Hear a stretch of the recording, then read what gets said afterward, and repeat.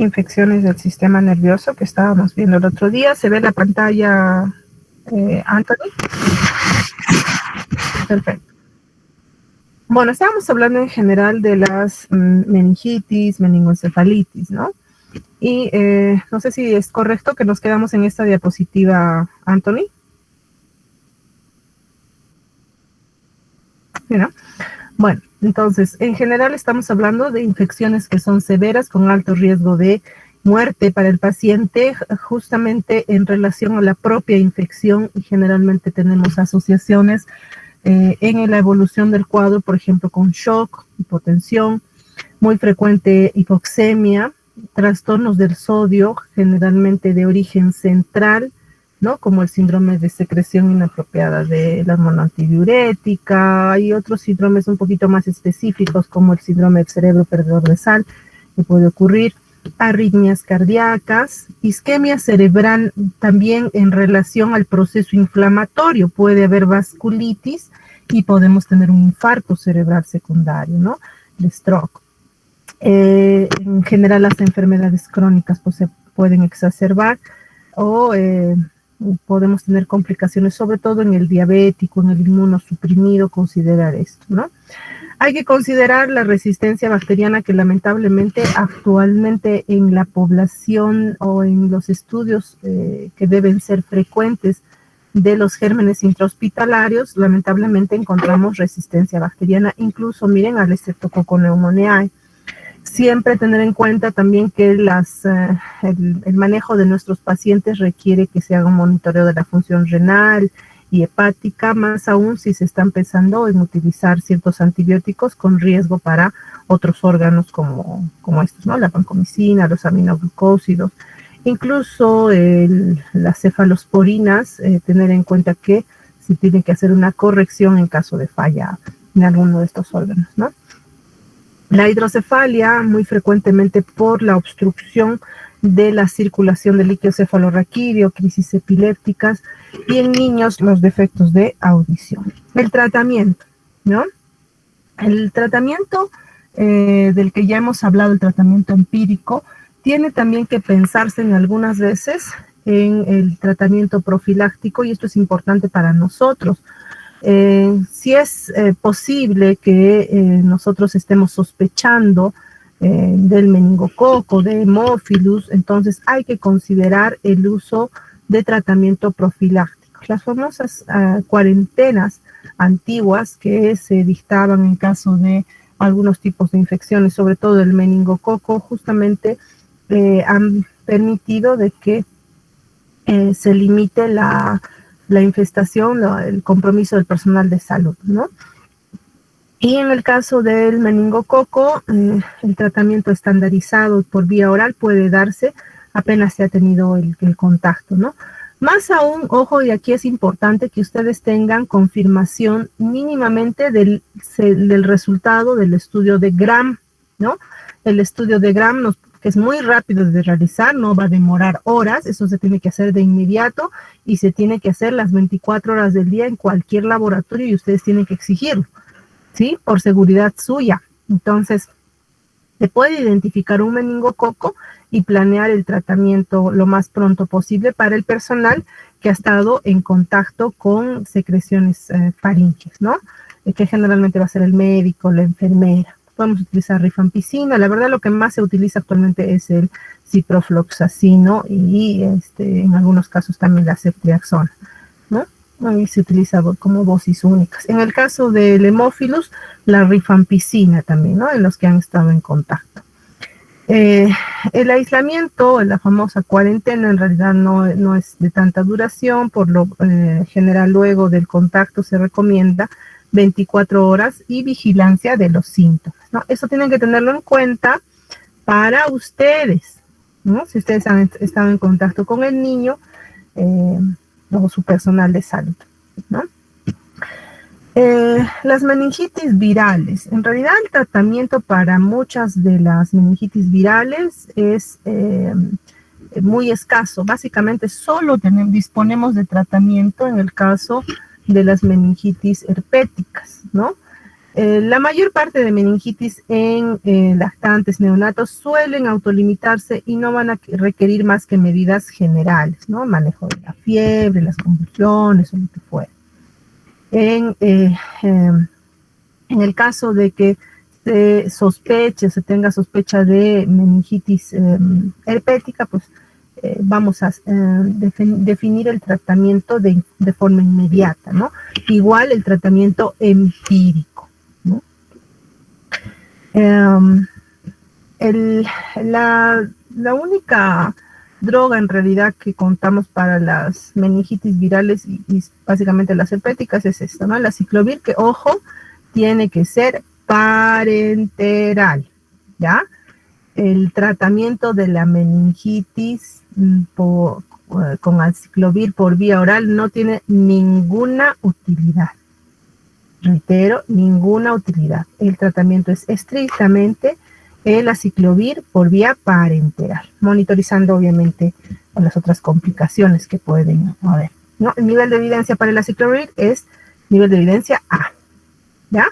Y para exclusivamente las encefalitis herpéticas. Ahora, ¿qué nos sucede? ¿Qué es lo que pasa en la realidad? La confirmación de una meningitis por herpes es muy baja en nuestro medio por problemas logísticos. Entonces, el tratamiento la mayor parte de veces suele ser un tratamiento empírico y a veces completamos la dosis, completamos el tratamiento por 7, por 15 días, solamente con la sospecha clínica. Entonces, eso es muy importante que tengan en cuenta ustedes. Obviamente aquí se le debe hacer, si es que no existe contraindicación, se debe hacer un estudio de líquido cefalorraquídeo.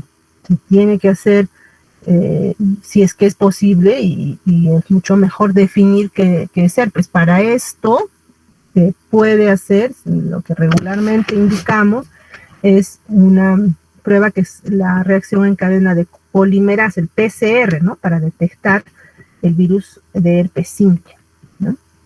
Y la mayor parte de veces la respuesta que recibimos es el herpes simple, el herpes tipo 1, ¿no?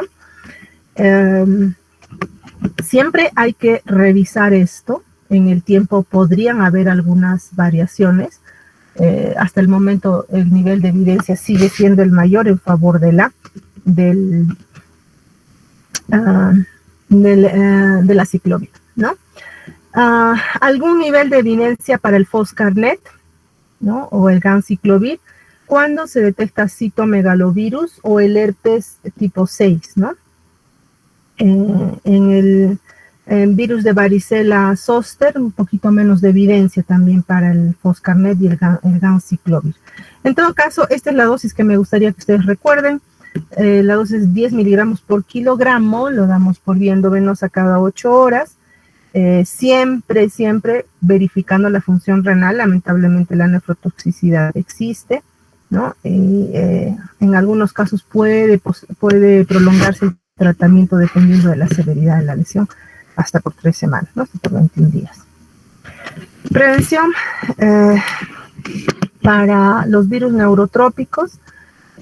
Básicamente el tratamiento más o el manejo más importante va a ser la vacunación, ¿ya? La vacunación ha cambiado mucho la historia de la medicina y obviamente de la neurología en relación especialmente a este grupo de virus que son neurotrópicos, ¿no? El ejemplo probablemente más interesante en nuestra historia es para el poliovirus, ¿no? Que ha cambiado la historia, la erradicación. Ciertamente, probablemente todavía no se ha dado. En Perú tenemos tristes historias como el último caso confirmado de polio y también tenemos los casos de polio post vacuna, ¿no? Que han sido también un escándalo en el mundo respecto a estas infecciones, ¿no? Bueno, la rabia, igualmente el sarampión, los virus de la rubeola, los virus de la influenza, los virus de la varicela y algunos flavovirus que se ha visto que tienen, que la vacunación puede disminuir tremendamente la la enfermedad propiamente, ¿no? Se están probando otras vacunas interesantes para el virus del oeste del Nilo, para el dengue y para el Zika. Esto es muy importante porque estos virus, el Zika especialmente, en los últimos años ha demostrado tener una correlación muy alta con daños en la migración neuronal, problemas en el desarrollo neuronal del feto, ¿no?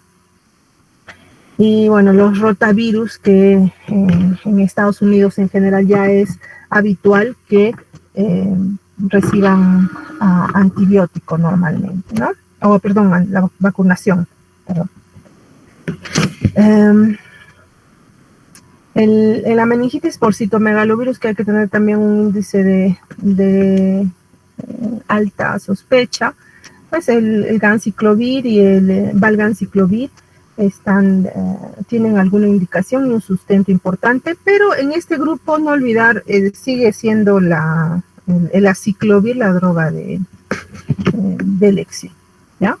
Al menos hasta que confirmemos, ¿no? Si es que logramos hacer alguna confirmación específica, que honestamente para nosotros demora mucho por el procesamiento que tiene esta prueba de reacción en cadena de polimerasa, ¿no?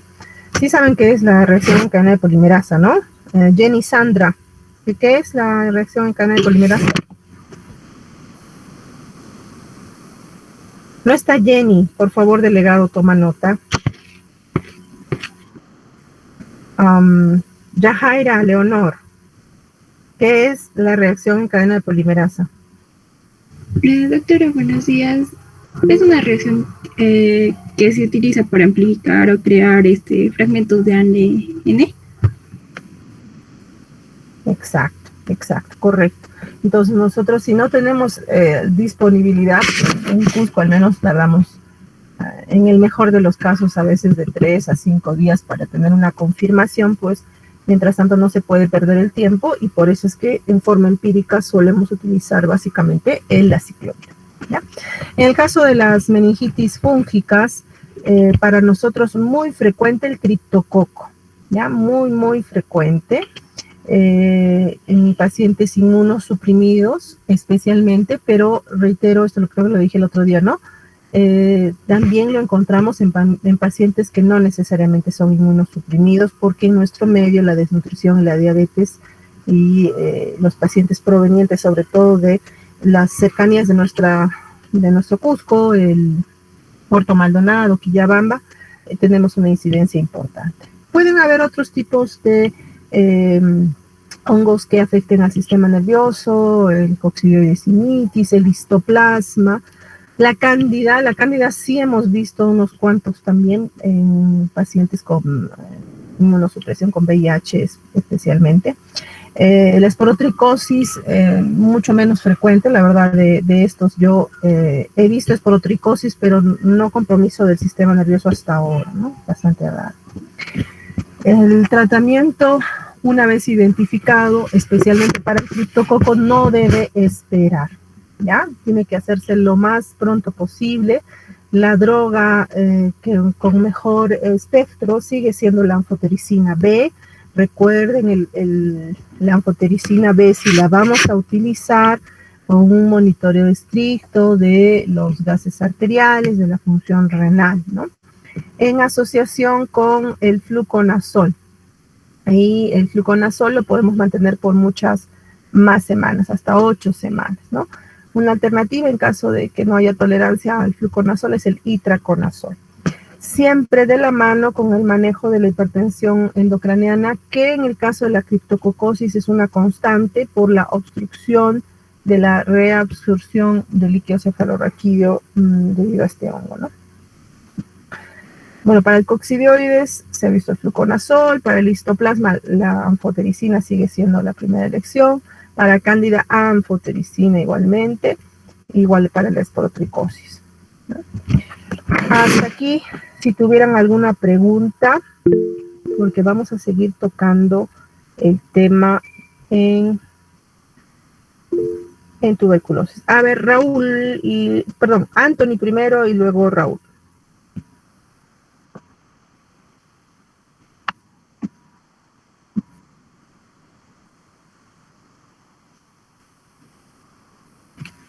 Mira, habría que corregir la dosis con la depuración de creatinina. Eso es lo que tienes que hacer. Claro, claro, con vigilancia de la función renal, claro. Generalmente, si estamos hablando de un nefrópata, estamos hablando de un inmunosuprimido, ¿no? Tener en cuenta eso, ¿no? El pronóstico va a ser ya un poquito más difícil. Raúl, cuéntame. Doctora, buenos días. Quisiera saber, estaba viendo sobre las contraindicaciones de la punción lumbar en pacientes con herniaciones, con la presión de enclavamiento elevada, o simplemente un paciente tequeado.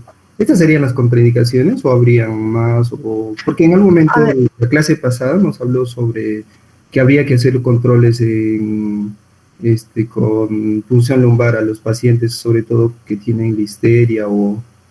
Eso, doctora, por favor. Sí, a ver, tener en cuenta cuando yo tengo la sospecha, estoy hablando de sospecha, ¿ya? Sospecha diagnóstica de una meningoencefalitis. Ya tengo la sospecha de que este paciente. Entonces, lo ideal es hacer una punción lumbar y tener el resultado directo, ¿no? Ya, líquido cefalorraquídeo anormal me está diciendo meningitis, ¿no? Me está hablando de meningitis de infección, es la prueba que va a hacer el gol estándar para el diagnóstico de meningitis, ¿no? Pero no siempre puedo hacerlo. Y entonces ahí yo tengo que considerar primero las contraindicaciones que tenga la punción lumbar. Una de ellas es la hipertensión endocraniana, el riesgo de herniación, la focalización que pueda existir.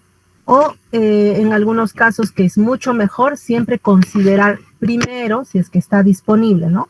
Primero, antes de la punción lumbar, considerar siempre la evaluación de la imagen, la valoración de ya sea tomografía o resonancia, para definir claramente que no hay riesgo de enclavamiento, que no hay riesgo que con la punción lumbar vayamos a provocar un cambio en las presiones y eso pueda dañar sobre todo el tronco encefálico, ¿no?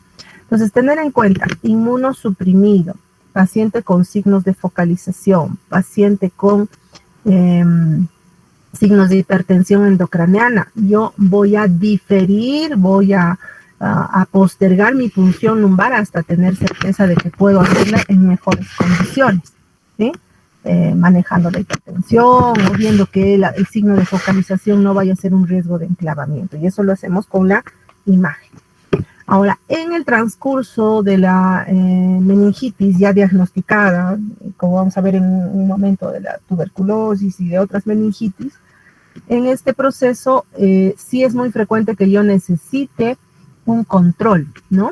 Entonces, además de esas contraindicaciones o de esos factores que hay que tomar en cuenta, también vale la pena agregar que si tenemos procesos infecciosos o inflamatorios en la zona de punción, pues es una contraindicación directa, ¿no? En algunos ancianos, sobre todo, a veces hay dificultad por el rango de movilización que tienen en columna, entonces es bastante más complicado acceder al espacio subaracnoideo en estos tejidos que pueden tener artrosis, deformaciones diversas, ¿no?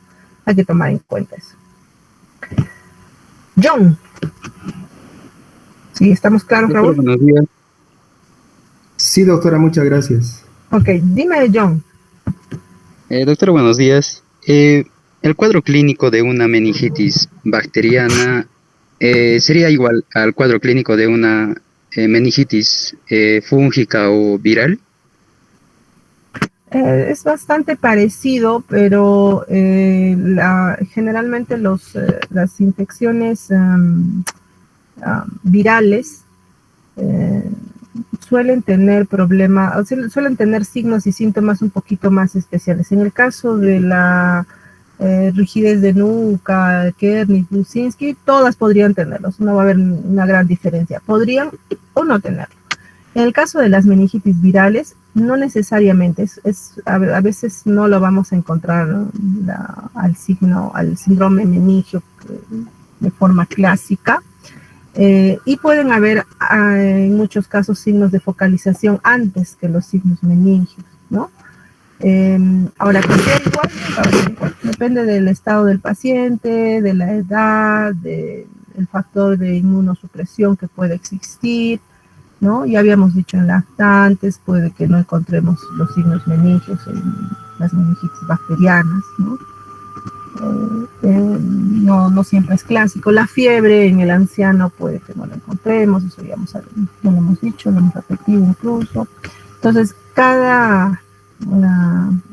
que podamos tener una diferenciación evidente para decir esto es viral, esto es bacteriano, es fúngica en la clínica, pues no hay ningún signo o síntoma patognomónico. Muchas veces, reitero, dependiendo de la edad, estado de inmunosupresión, podríamos no encontrar los síntomas clásicos. Entonces hay que tener un índice de sospecha importante. ¿Sí, John? ¿A eso te referías? Hola. Sí, doctora. Ok, No, a ver, John, voy a aprovechar que estás ahí y quiero que me leas lo que dice la diapositiva. Ya. Estudiante, mujer de 22 años con fiebre fluctuante, pérdida de apetito, de un mes de evolución. Recientemente se puso irritable y confusa, hace 4 días. No tiene historia de cefaleas, fotofobia, náuseas o vómitos o dolor cervical. No tiene doctora, hay un vendedor que está pasando. Ya. No sé si se escucha bien. Sí, te escuchamos bien. No tiene historia de cefaleas, fotofobias, náuseas, vómitos o dolor cervical. No tiene anormalidades respiratorias, cardíacas o urinarias. No historias familiares de hipertensión, historias de diabetes o tuberculosis. Evaluación de ETS es negativa. En el examen se muestra pálida, apariencia tóxica, desorientada, caquética con índice de masa corporal de 18.5, tiene signos meningios de Kerning, oculares, tremor de reposo de ambas manos, rigidez generalizada de tipo extrapiramidal, sin parecias, cursa con apatía, lentitud y falla de memoria, hiperreflexia, respuesta flexora plantar bilateral, tórax normal en el examen. Ajá, a ver, ¿qué podríamos concluir? ¿Algunos síndromes, John?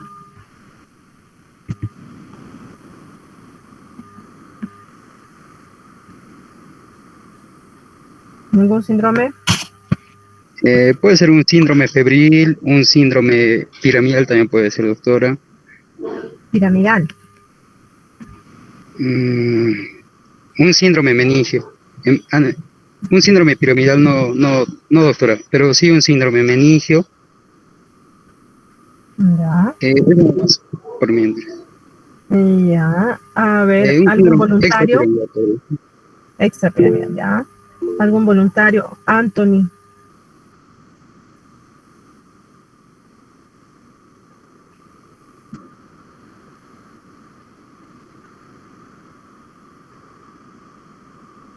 Ya, a ver, vamos a ordenar un poquito más los signos y síntomas, ¿no? Entonces, tenemos fiebre fluctuante, pérdida de apetito, ¿ya? Karen Marcela, ¿qué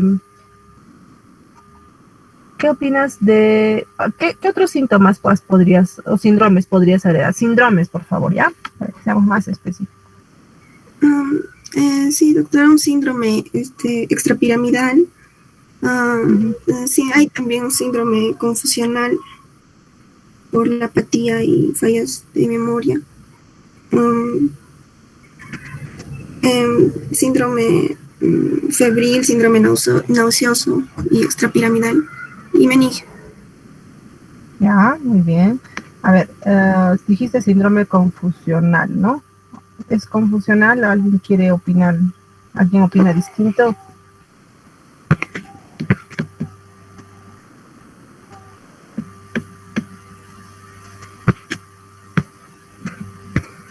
Javier Espinosa, ¿estás ahí?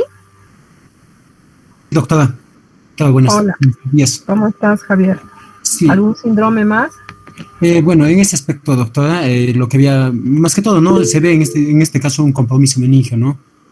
Más que todo, más el compromiso del parénquima cerebral y en este caso específicamente que se puede dar a nivel de los ganglios basales, ¿no?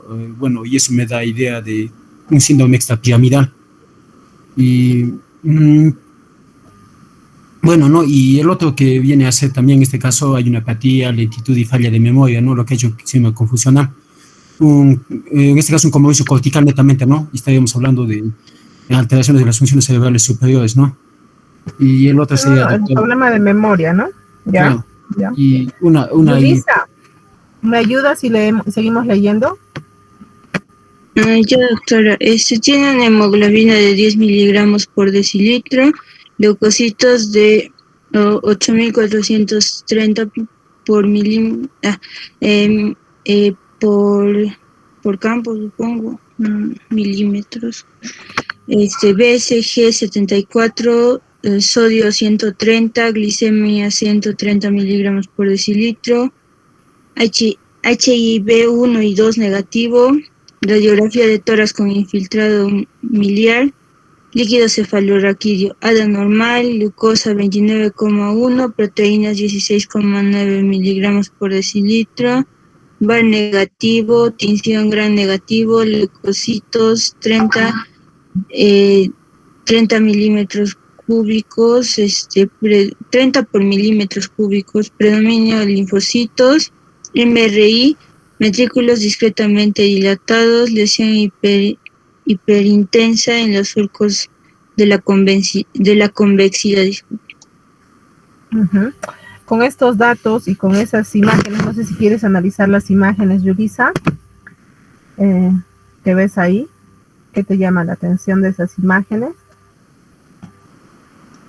Que hay una, ¿cómo se llama esto?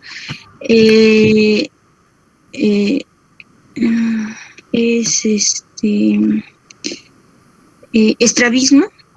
estrabismo convergente, si no me equivoco, del ojo derecho, creo. A ver, aquí qué le están diciendo al paciente, que mire hacia dónde. Hacia el frente, hacia abajo, la primera, en la que está señalando usted, ahí sí. Es hacia el frente. Que mire hacia el frente. ¿Alguna idea? ¿Alguien está en desacuerdo? No sé quién levantó. Claudia. Y luego John. Doctora, ¿sería desviación de la mirada conjugada? John. Ya, en la imagen que señaló doctora, parece Ajá. que a la paciente le están diciendo que mire hacia la derecha, pero el ojo derecho no se mueve, está fijo. Exacto. El que está funcionando bien es este. Y aquí, este no está pudiendo llevar la mirada hacia la derecha, ¿no? En este caso,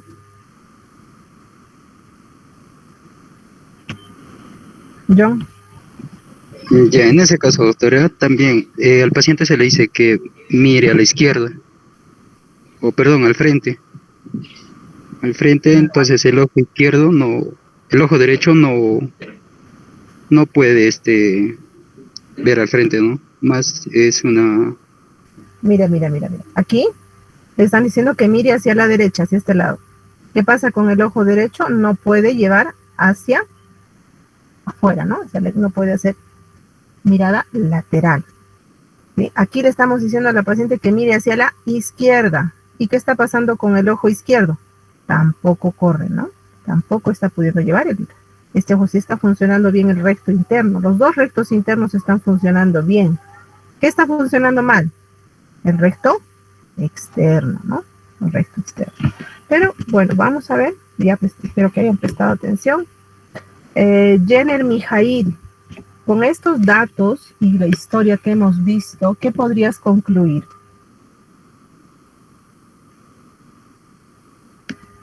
Jenner Mijail no está. Por favor, delegado, anota eso, ¿sí? Jimmy Damián, ¿estás ahí? Tampoco está. Joe Gohan, ¿estás ahí? Tampoco. Hoy no hay nadie. José Ángel Maquer. Tampoco está José. Ah, ya estás ahí, José Ángel. Ya, no tienes micro. Ay, qué pena. Entonces, José Lino Ponce, ¿estás ahí? Sí, doctora, buenas Ay, qué tardes. bueno. Qué alegría que me das, José. Hay alguien Gracias, en la doctora. clase. A ver, ¿qué tendríamos que comentar con esta historia, José? Ya tenemos toda la historia clínica y tenemos estos resultados con líquido cefalorraquídeo, con resonancia. ¿Qué podríamos comentar? Bueno, doctora, que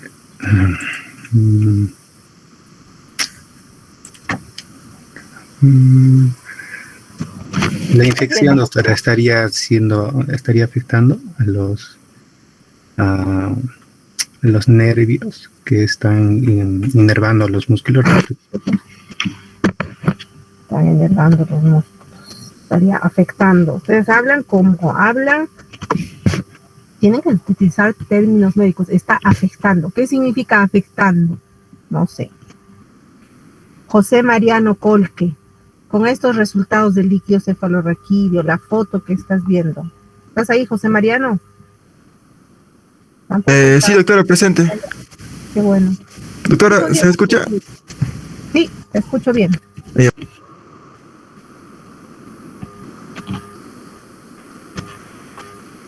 ¿Qué concluyes, doctor? ¿Cuál sería tu diagnóstico? ¿Qué harías con esta paciente?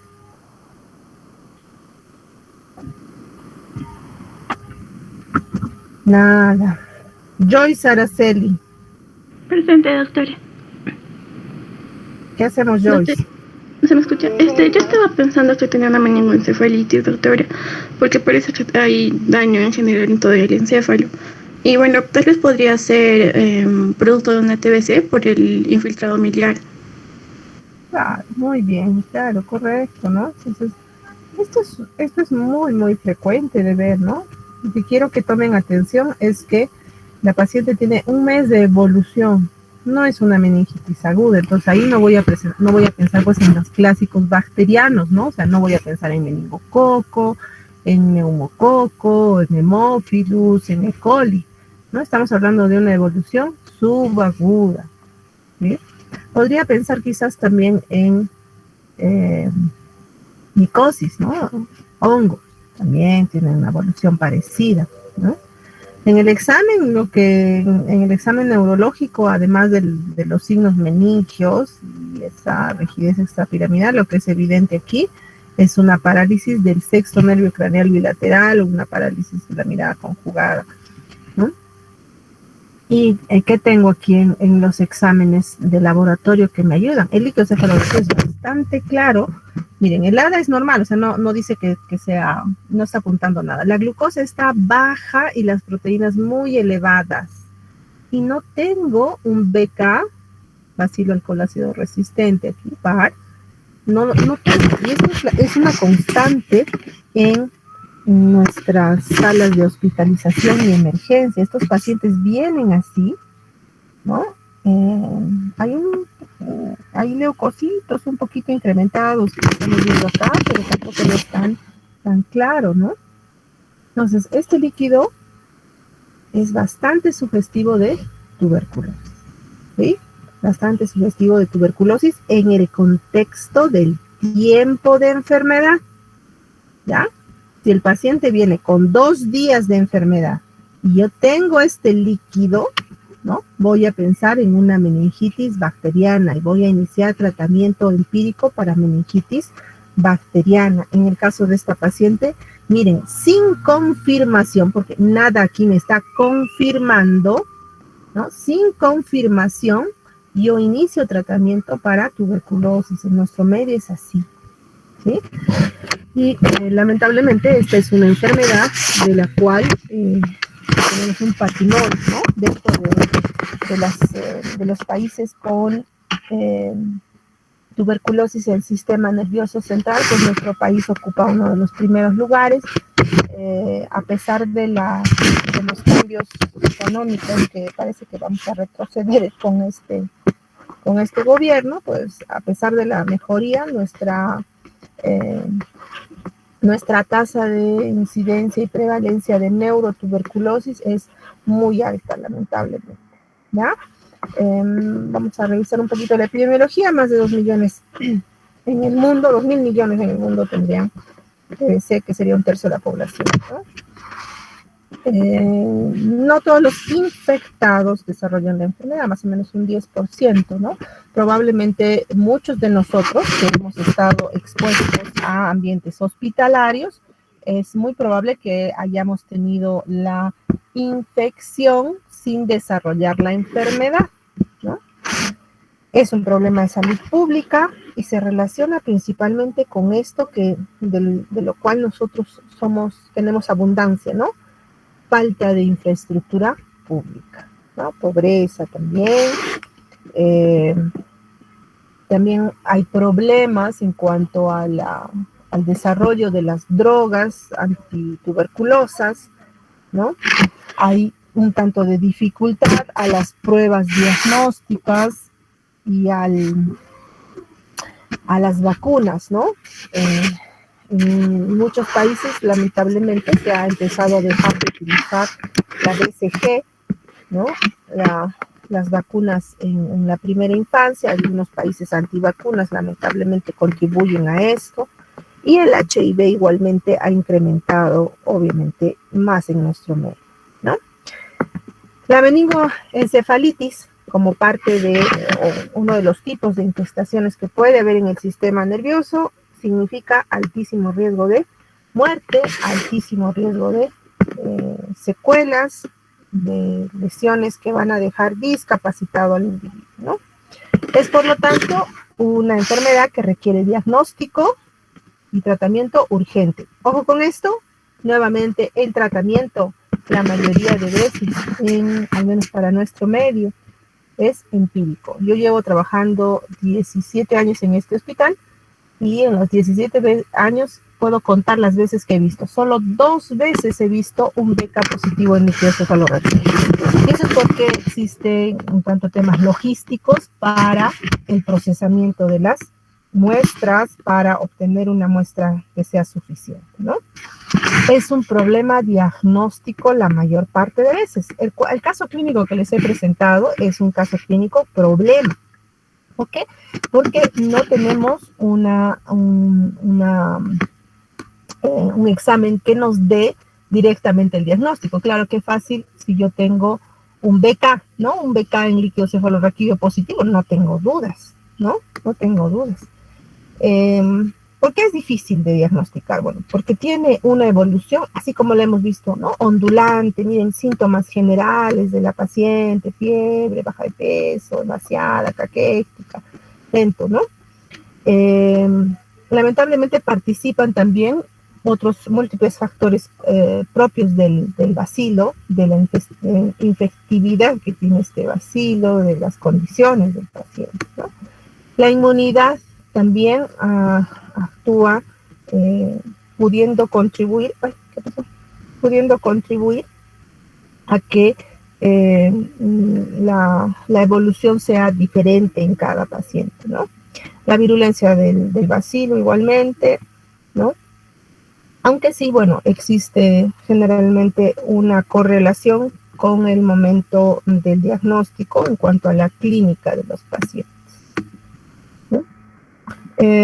Tomar en cuenta esto, solo para conocerlo, es la 7ª causa de muerte o discapacidad en el mundo, ¿no? En el siglo pasado, en 1997, dice que la TB meningia era la 5ª forma más común de TB. Esto, gracias a Dios, ha ido reduciéndose. En Perú hemos tenido un cambio interesante y el modelo peruano para manejo de TBC del sistema nervioso es un modelo que se copia actualmente en el mundo. Tenemos muy buenas tasas de mejoría y de manejo de TB meningia, ¿no? Corresponde al 2.1 de los casos pediátricos y al 9.1 de las TBs extrapulmonares. Es muy frecuente que encontremos procesos granulomatosos, los tuberculomas, son granulomas cerebrales, que los encontramos hasta en un 10 a 30% en nuestro medio, ¿no? Ahora, la TB meningia, si bien, miren, es baja su prevalencia, su mortalidad es lamentablemente su mortalidad es bastante alta, ¿no? Ya vemos 1 en cada 300 infecciones primarias no tratadas, ¿no? Y predominantemente en adultos, ¿no? La TB meningia en adultos es el pan de cada día. Si ustedes tienen chance de subir al 5º piso del hospital regional, pues van a encontrarse con numerosa cantidad de pacientes con TB meningia, con TB del sistema nervioso, ¿ya? Si quieren verlos. En niños muy pequeñitos, bueno, menos prevalente, pero a veces también, lamentablemente también lo encontramos.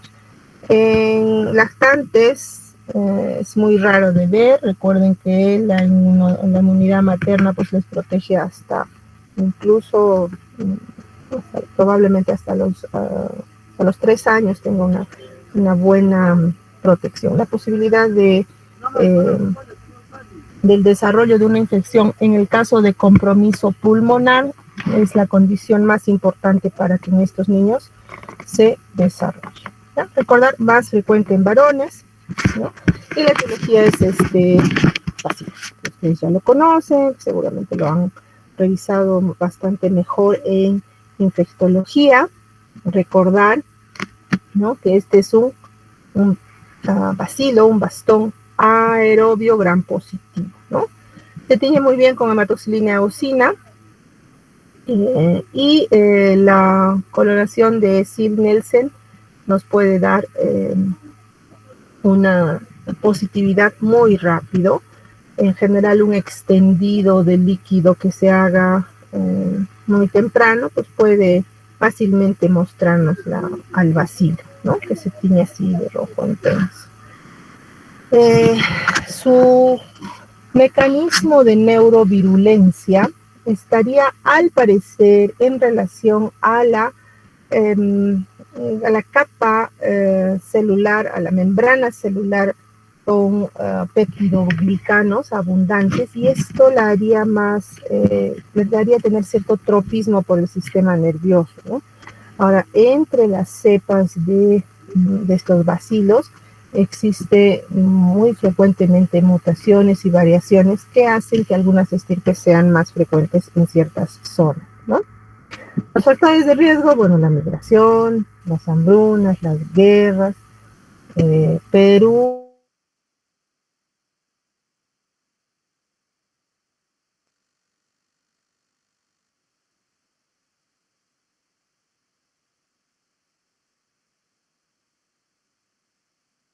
No se escucha. Es de la doctora. Es un lugar de... También. Hola. Escucha, doctora. Ok, les decía, los factores de riesgo para nosotros, considerar la migración humana y nuestra estadística de tuberculosis con las migraciones que hemos tenido en los últimos años también ha incrementado. No estamos lejos de esto, ¿no? A ver, un minuto, por favor, me están llamando. Marisita. 12 en punto, te veo. Estoy terminando una clase, te veo en un ratito. ¿Ya? En emergencia. Ya, chao.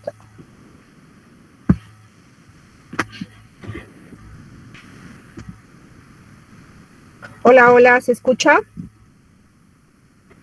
Sí, doctora. Sí. Ok, vamos a avanzar un poquito más de esto.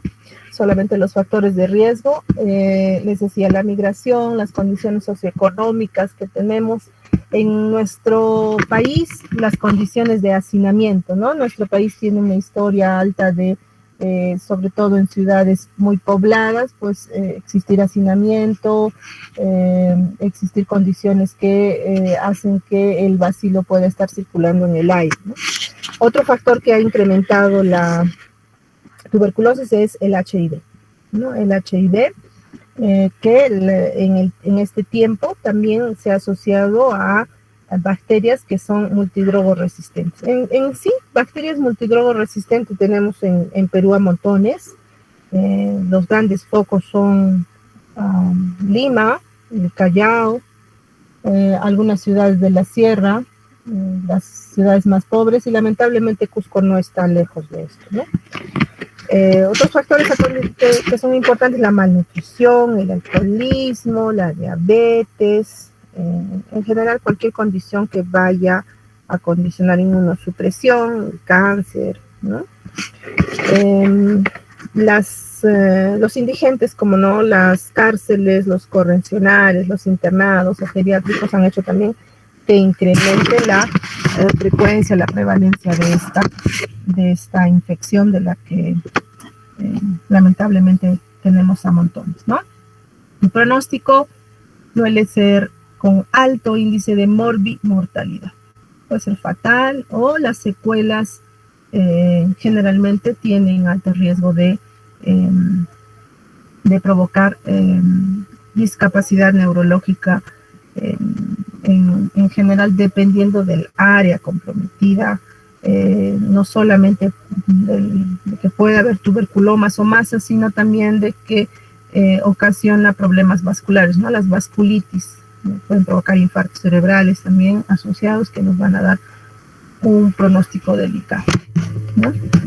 Y el pronóstico está en relación al inicio, al diagnóstico, al momento que se hace el diagnóstico y al momento en el que se inicia el tratamiento. Ojo, reitero aquí, ante la sospecha, y aquí necesitamos un alto índice de sospecha, ante la sospecha el tratamiento normalmente es empírico, ¿ya? Variables a considerar: edad, estadio de la enfermedad, si es que existe compromiso motor, si es que existe compromiso de nervios craneales, como la paciente del ejemplo, si es que existe hidrocefalia o secreción inapropiada de la hormona antidiurética, que ya nos está hablando de compromiso parenquimal, ¿ya? Deterioro visual muy frecuentemente, la mortalidad relacionada sobre todo al compromiso de la base, ¿no? Recuerden que esta meningitis es una meningitis predominantemente basal, ¿no? Granulomatosa, ¿no? Que es una imagen clásica de la tuberculosis, ¿no? Como ustedes están viendo, ¿sí? El tejido o el componente granulomatoso de la tuberculosis pues afecta más la base del cráneo, y de ahí va invadiendo las estructuras contiguas, ¿no? Un tuberculoma. Ok, por hoy día nos vamos a quedar ahí, y espero, si no tengo inconveniente, mañana volvemos a encontrarnos para hablar de fisiopatología. Esa parte sí es bastante interesante en la tuberculosis. Listo, gracias a ustedes. Nos vemos mañana, chicos. Gracias, doctora. Gracias, Chao, chao. doctora. Gracias, doctora. Buenos días. Cuídense. Chao, chao.